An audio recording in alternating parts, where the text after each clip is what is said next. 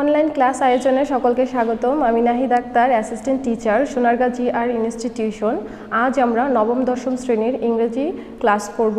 আজ আমরা আগের ক্লাসে ভয়েস চেঞ্জ নিয়ে করেছিলাম। ভয়েস চেঞ্জের প্রেজেন্ট এবং পাস্ট টেন্স, এই দুটো টেন্স আমরা শিখেছিলাম। আজ আমরা শিখব ফিউচার টেন্স, ইম্পারেটিভ সেন্টেন্স আর মডেল কিভাবে চেঞ্জ করতে হয় সেগুলো আজকে আমরা দেখব। চলো আমরা শুরুতেই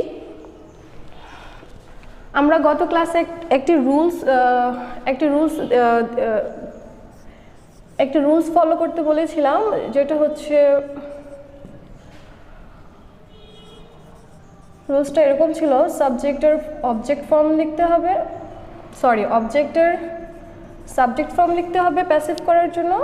তারপরে অক্সিলারি ভার্ভের পরে ভার্ভের যে ভয়েসের যে ভার্ভটা থাকবে সেই ভার্ভটার পাস্ট পার্টিসিপল ফর্ম V3, তারপরে সূত্রের বাই, এবং সবার শেষে সাবজেক্টের অবজেক্ট ফর্ম বসাতে হবে। প্রথমে আমরা দেখে নিব ফিউচার টেন্স। ফিউচার টেন্সে তিনটা টেন্স শিখব। ফিউচার প্রথমে ইনডিফিনিট দেখব।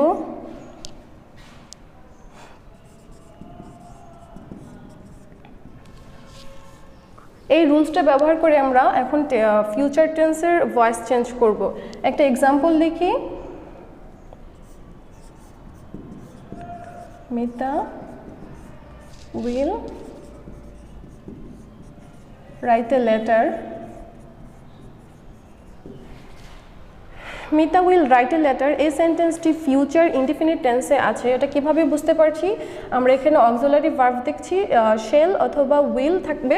এখানে Mita third person singular number, সেজন্য অক্সিলারি ভার্ব উইল বসেছে এবং ভার্বের বেস ফর্ম রাইট আছে, তাই এটা ফিউচার ইনডিফিনিট। এই সেন্টেন্সটাকে প্যাসিভ করতে হলে আমরা এই রুলসটা ফলো করব। প্রথমে আছে সাবজেক্ট আর অবজেক্ট ফর্ম। অবজেক্ট আর সাবজেক্ট ফর্ম। অবজেক্ট কি? A letter. তাহলে প্রথমেই আমরা লিখে নিব এ লেটার। আগের ক্লাসে আমি দেখিয়েছিলাম সাবজেক্ট অবজেক্ট কিভাবে চেঞ্জ হয়। যদি কোনো নাম থাকে, নামের কোনো চেঞ্জ হয় না। এ লেটার একটি নাম, তাই এটার কোনো চেঞ্জ হবে না। এ লেটার থার্ড পারসন, তারপর অক্সিলারি ভার্ব। যেহেতু letter third person singular number, এখানে আমরা উইল ব্যবহার করব।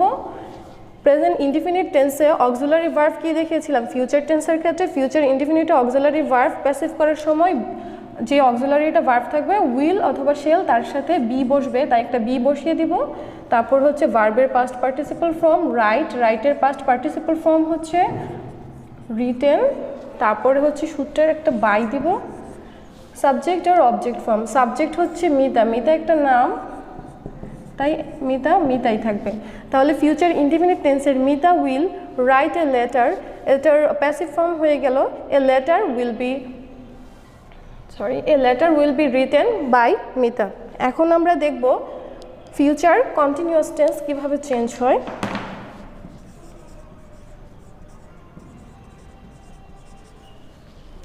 আমরা এই সেম এক্সাম্পলটাই দেখব, তাহলে আমাদের বোঝার জন্য সুবিধা হবে। ফিউচার কন্টিনিউয়াস টেন্সের স্ট্রাকচার অনুযায়ী সাবজেক্ট, তারপরে অক্সিলারি ভার্বের পরে একটা বি বসে।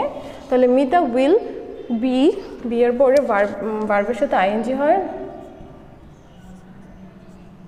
Writing a letter. তাহলে এই সেন্টেন্সটা যদি আমরা ফিউচার কন্টিনিউয়াসের এই সেন্টেন্সটা প্যাসিভ করার জন্য আমরা আবারও এই রুলসটা ইউজ করব। এ লেটার অবজেক্টের সাবজেক্ট ফর্ম, তারপর উইল বি অক্সিলারি ভার্ব। আমি আগে দেখিয়েছিলাম কন্টিনিউয়াস টেন্সের একটাই পার্থক্য, কন্টিনিউয়াস টেন্সে সবসময় বিং ব্যবহার করতে হয়। তাহলে এ লেটার উইল বি বিং, তারপর ভার্বের past participle form right verb, এর পাস্ট পার্টিসিপল ফর্ম রিটেন, সূত্রের বাই, তারপর সাবজেক্ট মিতা একটি নাম, তাই মিতাই থাকবে। আমাদের হয়ে গেল ফিউচার কন্টিনিউয়াস টেন্স। এখন আমরা দেখব future perfect tense.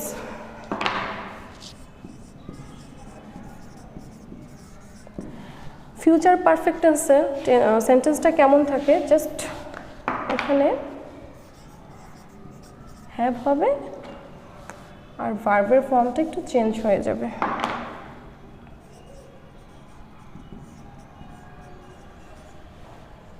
Written a letter. তাহলে ফিউচার পারফেক্ট টেন্সের এক্সাম্পল হচ্ছে Mita will have written a letter. এটাকে যদি আমরা প্যাসিভ করতে যাই সেম রুলস ফলো করব, সাবজেক্ট অবজেক্টের সাবজেক্ট ফর্ম, তারপরে হচ্ছে অক্সিলারি ভার্ব। পারফেক্টের অক্সিলারি ভার্ব ছিল উইল হ্যাভ। আমরা কি জানি পারফেক্ট টেন্স চেঞ্জ করার সময় আমাদের এক্সট্রা BWN বিন যুক্ত করতে হবে। তারপরে আছে আমাদের অক্সিলারি ভার্ব লিখে ফেললাম, তারপর ভার্বের past participle form written, already এখানে লেখা আছে রিটেন। তারপরে সূত্রের বাই এবং সাবজেক্টের অবজেক্ট ফর্ম। সাবজেক্ট হচ্ছে মিতা, মিতার নাম, নামের কোনো চেঞ্জ হয় না। আমরা দেখে নিলাম আমাদের ফিউচার টেন্স কিভাবে ভয়েস চেঞ্জ করতে হয় সেটা শেষ। এখন আমরা দেখব মডালটা। মডাল একদমই সেম নিয়ম, শুধু এই রুলসে একটা জিনিসই চেঞ্জ হবে, সে সব ঠিক থাকবে, শুধু অক্সিলারি ভার্বের পরিবর্তে থাকবে এখানে মডাল সাথে একটি বি যুক্ত হবে, আর কোনো চেঞ্জ নেই। ফিউচার টেন্সের সাথে মডালের একটাই চেঞ্জ, সেটা হচ্ছে এখানে অক্সিলারি ভার্ব বসতো, অক্সিলারি ভার্বের পরিবর্তে এখানে মডাল হবে, সেন্টেন্সের যে মডালটা থাকবে সে মডাল সাথে একটি বি বসবে। আচ্ছা, আমরা দেখে নিই মডাল আমরা কোন ওয়ার্ডগুলোকে মডাল বলি। শেল উইল হচ্ছে ফিউচার টেন্সের অক্সিলারি ভার্ব, এছাড়া should, would, can, could, might, may, ought to, এরকম আরও আছে। এই ওয়ার্ডগুলোকে আমরা মডাল বলি। অনেকটা ফিউচার টেন্সের অক্সিলারি ভার্বের মতোই কাজ করে। চলো আমরা এখন একটি এক্সাম্পল দেখব কিভাবে এটা চেঞ্জ হয়। এক্সাম্পল হলো I can do it.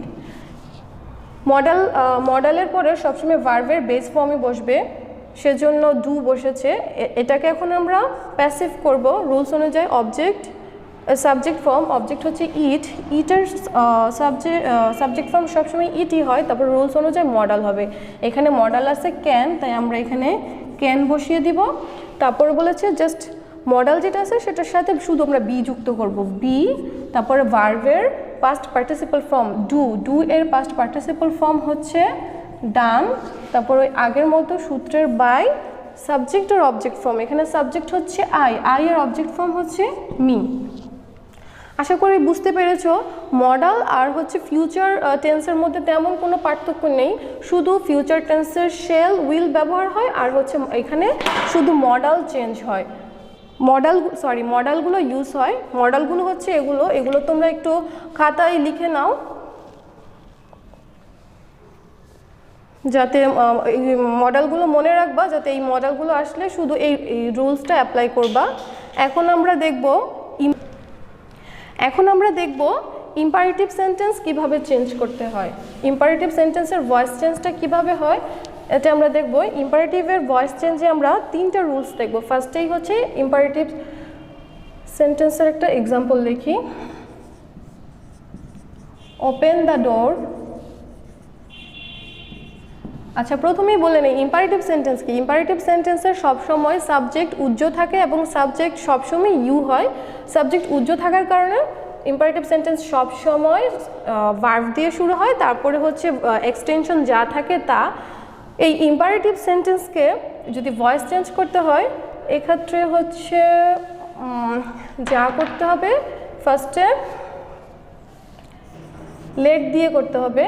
Open the door, এটাকে আমি যদি প্যাসিভ করতে চাই হবে লেট দ্য ডোর, তারপরে বি ওপেনড। তাহলে এখান থেকে আমরা কি সূত্র লিখতে পারি? ভার্ব দিয়ে যদি কোনো ইম্পারেটিভ সেন্টেন্স শুরু হয় তাহলে প্যাসিভ করার সময় প্রথমেই আমরা লেট ব্যবহার করব, তারপরে হচ্ছে অবজেক্টের সাবজেক্ট ফর্ম, তারপরে হচ্ছে আমরা শুধু একটা বি ব্যবহার করব, তারপরে ভার্বের পাস্ট পার্টিসিপল ফর্ম। ইম্পারেটিভ সেন্টেন্সের শুধুমাত্র যদি মেন ভার্ব দিয়ে শুরু হয় তাহলে আমরা এই রুলসটা ফলো করব। তারপর আমরা লেট দিয়ে, আর ইম্পারেটিভ সেন্টেন্স ডু নট দিয়েও হতে পারে, যেমন ডু নট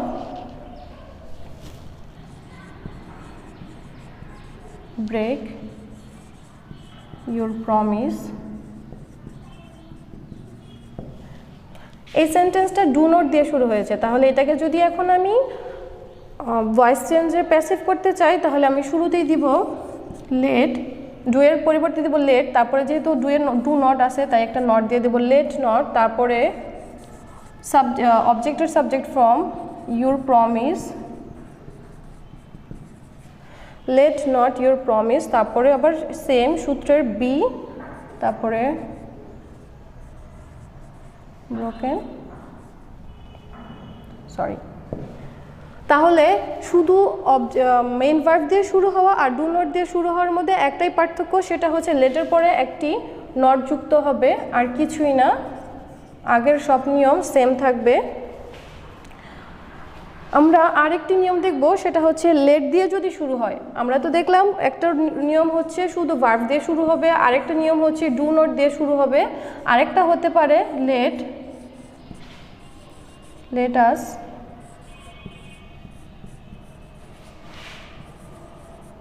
একটা এক্সাম্পল হচ্ছে let us do the some.